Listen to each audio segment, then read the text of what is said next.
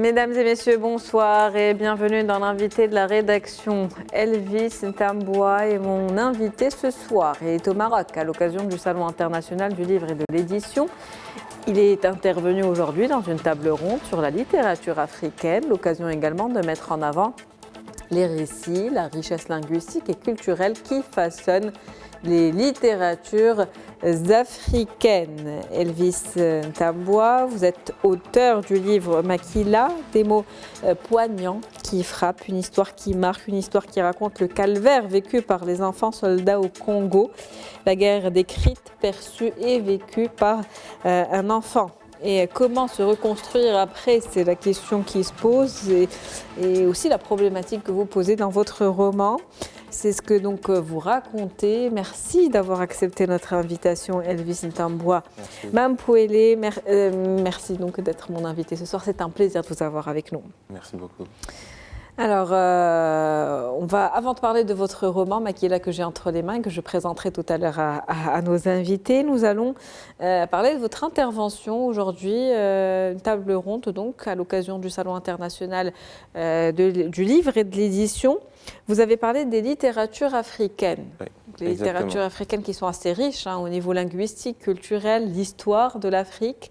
Qu'est-ce qu'on peut dire là-dessus ? Alors, merci pour l'invitation de ce soir déjà. Et sur les littératures africaines, on a essayé de parler de la littérature qui est le miroir de la société africaine, justement, en parlant de plusieurs histoires et partant de l'oralité qui a été une de grandes bases de cette littérature, justement, jusqu'à l'écrit qui est en train de définir, de parler, de nous sortir un peu de toutes ces cloisons de l'oralité qui est très bien aussi, mais aussi rester sur l'histoire écrite et l'évolution de l'Afrique à travers la littérature et toutes les histoires qu'on raconte, que ce soit du nord, du sud, de l'est à l'ouest, mais partager la richesse de nos cultures à travers les écrits.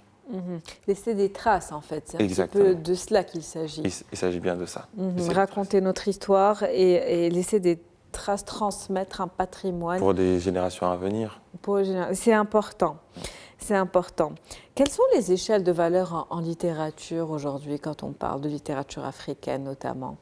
Après, sur les échelles de valeur, on parle de littérature africaine. Moi, j'ai envie de parler de littérature tout court déjà. C'est vrai que c'est varié, en parlant d'un livre ou ci ou ça. Mais la littérature africaine, c'est que nous recentrons sur notre histoire africaine, nos valeurs, tous les partages, tout ce qu'on a culturellement parlant, tous les bagages que nous avons, comment on le transmet dans cette littérature qui est celle de notre, raconter notre histoire par nous-mêmes.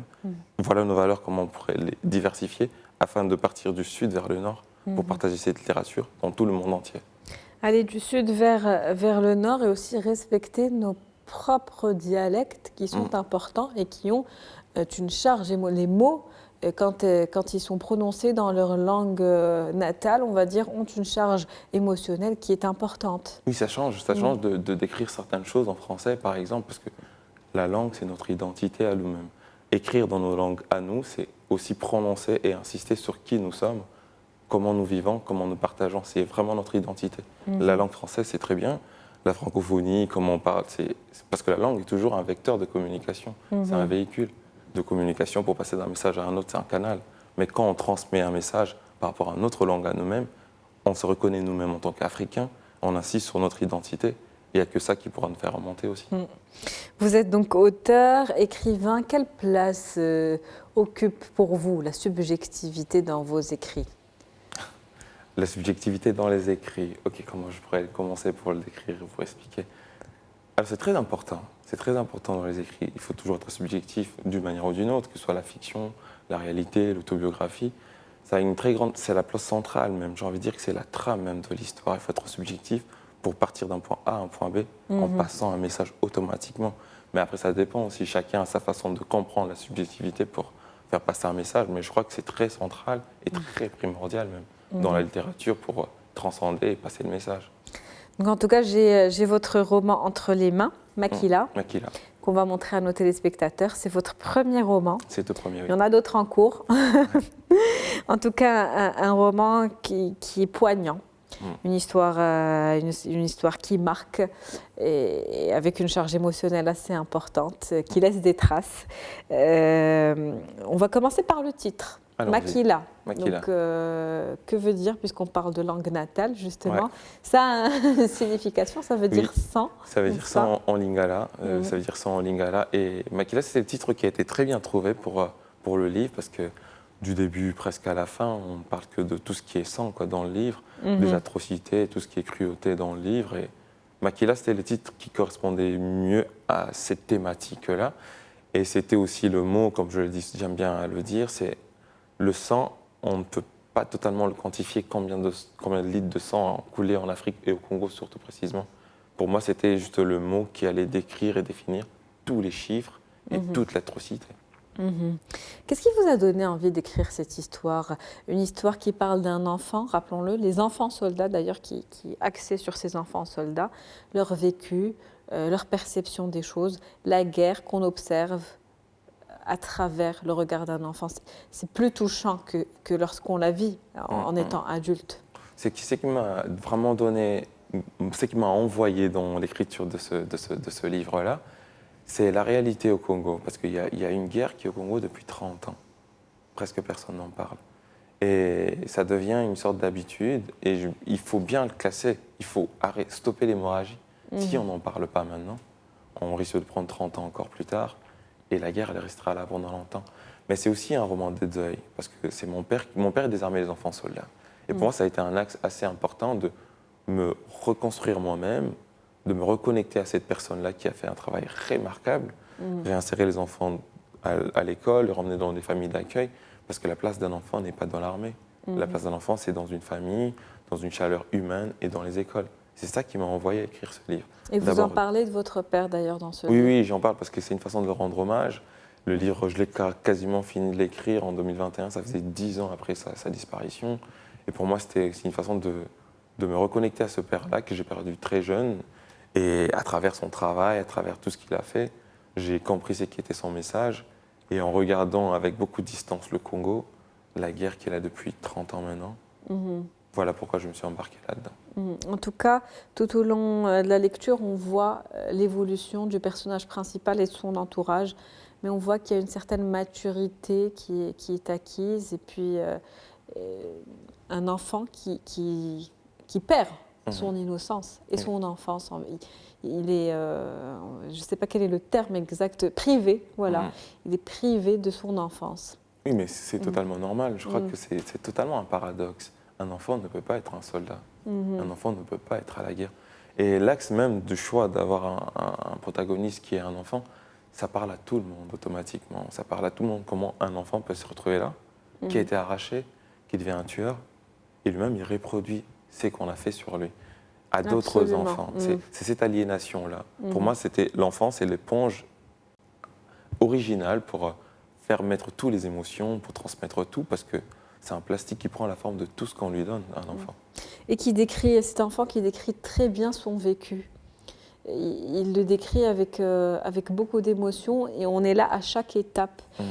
Quand il est donc innocent et persécuté, quand il est enrôlé dans l'armée, et puis quand il grandit un peu et qu'il devient à son tour persécuteur, on voit aussi dans la manière dont vous écrivez ce livre comment il est dégoûté de lui-même à un certain moment, parce qu'il sait qu'il reproduit un comportement qu'il avait lui-même traumatisé étant enfant. Oui, parce que j'ai tout fait pour avoir au moins gardé une part d'humanité en lui, de savoir qu'il devient le même produit que tout le monde, mais avec du recul, il se rend compte qu'il est malheureusement en train de gâcher la vie des autres enfants comme on a gâché la sienne.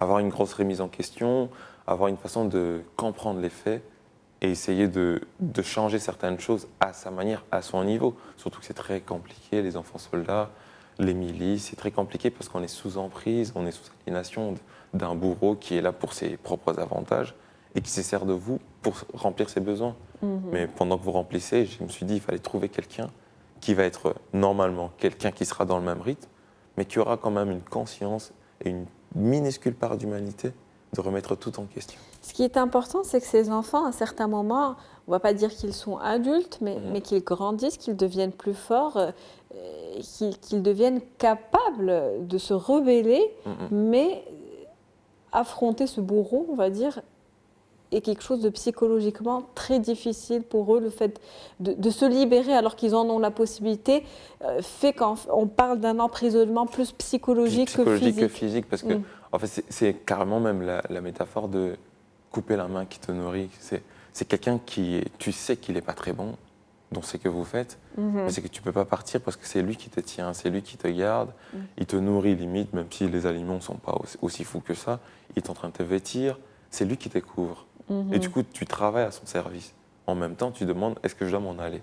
Plusieurs fois dans le passage du livre, dans le quartier libre, ils partent faire la cueillette, mais ils reviennent quand même.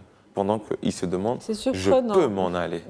Mais il est dans un syndrome où il est totalement emprisonné, plus mentalement que physique. Et je crois que c'est la pire des prisons. Être prisonnier psychologiquement, c'est peut-être pire qu'être prisonnier physiquement, quoi. Mais un jour, ils vont se libérer dans tous les cas, on le voit dans le livre. Donc, pour rester un petit peu optimiste, vous pouvez partager avec le public le message essentiel que vous vouliez transmettre en écrivant ce roman. Le message est simple. Le message est simple, c'est que l'Afrique doit se libérer elle-même. On doit prendre les armes, pas dans le sens propre, mais dans le sens figuré, avoir une grosse remise en question, une conscientisation pour garder cette mémoire collective de qui nous sommes, d'où nous venons et où nous voulons aller. Et tout ne passera pas par la guerre. Nous-mêmes, on a la capacité de tout changer. Et à l'image de Titola, qui a été victime d'un parcours pas très bien, mais qui à la fin arrive à s'en sortir et a des idées et des objectifs pour aller plus loin. L'idée, c'est ça. Est-ce que vous travaillez sur d'autres projets Oui, mais... On doit s'attendre à un nouveau livre qui devrait apparaître prochainement. Ça viendra. Je ne suis pas assez prolifique comme les autres, mais je prends mon temps, à l'image d'une tortue. Et ça viendra, pour bien faire les choses, oui. En tout cas, on a hâte de vous relire. Ce sera avec grand plaisir. Merci à vous d'avoir été notre invité ce soir. Je rappelle que vous êtes Elvis Ntambua Mbapoele. C'était un plaisir et je rappelle que votre livre Makila, voilà, c'est celui que j'ai entre les mains. Exact. Et une histoire touchante, poignante. Merci beaucoup. Et qui marque les esprits. Afin qu'on se réveille. Pour réveiller justement les adultes de demain, les enfants, et puis les adultes d'aujourd'hui également. Merci à vous. Merci beaucoup à vous. C'est la fin de l'invité de la rédaction pour ce soir. Merci pour votre fidélité. On se retrouve demain avec un nouvel invité, nouveau sujet. Très bonne soirée.